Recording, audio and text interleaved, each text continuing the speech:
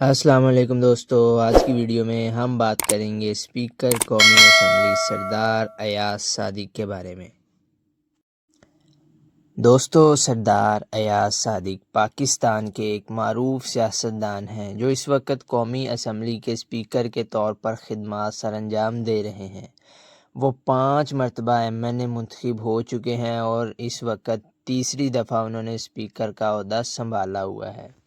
اگر ہم ان کی ابتدائی زندگی کی بات کریں تو سردار ایاز صادق اکتوبر 1954 کو لاہور میں پیدا ہوئے۔ انہوں نے ایچیسن کالج سے اور پنجاب یونیورسٹی سے تعلیم حاصل کی۔ پیشے کے لحاظ سے وہ ایک سیاستدان اور کاروباری شخصیت ہیں۔ دوستو، اگر ہم ان کی سیاست کی بات کریں تو سردار ایاز صادق نے اپنے سیاسی کیریئر کا آغاز پاکستان تحریک انصاف کے پلیٹ فارم سے کیا۔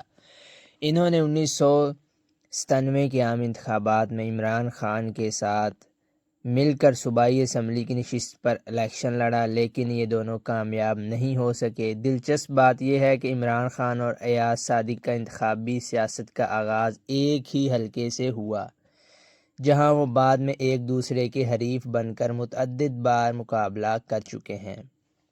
اس کے بعد سردار ایاز صادق مسلم لیگ نون میں شامل ہو گئے۔ 2002 میں انہوں نے نون لیگ کے ٹکٹ پر پہلا الیکشن لڑا، جس میں وہ کامیاب ہو گئے۔ اس کے بعد سے انہوں نے ملک میں ہونے والے ہر عام انتخابات میں حصہ لیا اور ہر بار کامیابی حاصل کی۔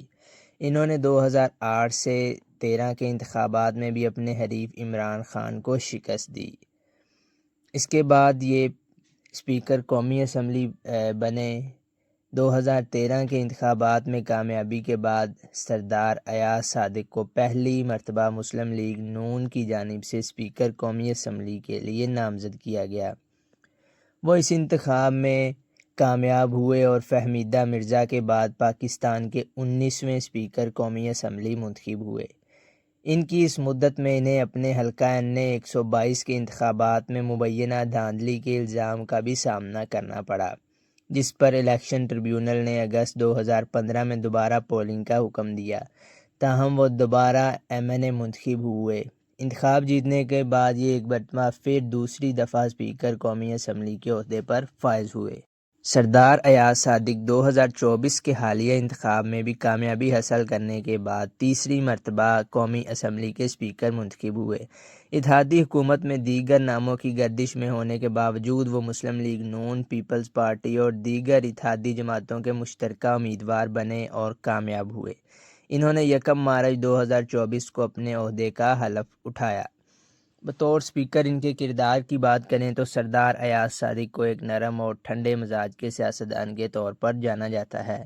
اسپیکر کی حیثیت سے وہ پارلیمان میں حکومت اور اپوزیشن کے درمیان پل کا کردار ادا کرنے پر یقین رکھتے ہیں۔ انہوں نے متعدد مواقع پر مذاکرات اور افہام و تفہیم کی اہمیت پر زور دیا۔ وہ یہ سمجھتے ہیں کہ اسپیکر کا دفتر تمام اراکین کے لیے، چاہے وہ حکومت سے ہوں یا اپوزیشن کے ہوں، ہر وقت کھلا ہے۔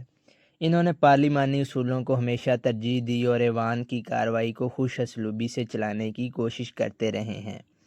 وہ ملک کے اہم مسائل جیسے موسمیاتی تبدیلی اور صوبوں کی خود مختاری پر حکومت اور اپوزیشن دونوں کو بات چیت کرنے کی ترغیب دیتے رہتے ہیں۔